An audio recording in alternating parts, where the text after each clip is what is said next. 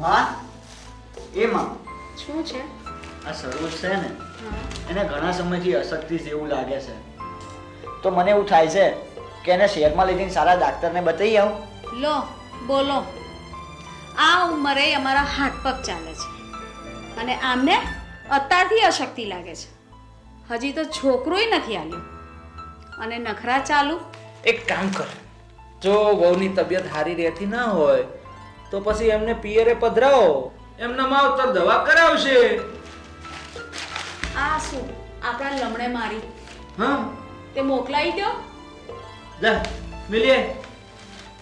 જોયું ને મિત્રો, નાની ઉંમરની સરોજની હાલત જોઈને. આ તો ભણવાની ઉંમર છે. હવે આ ઉંમરે લગ્ન થોડી કરાવાય. આટલી નાની ઉંમરે દીકરીના લગ્ન થાય, દીકરી ઘરનું આટલું બધું કામકાજ કરે, પછી દીકરીનું શરીર તો લેવાઈ જ જાય ને. તમને શું લાગે છે, દીકરીના લગ્નની યોગ્ય ઉંમર શું હોવી જોઈએ? અને નાની ઉંમરે લગ્ન કરવાથી શું થાય, ચાલો જાણીએ.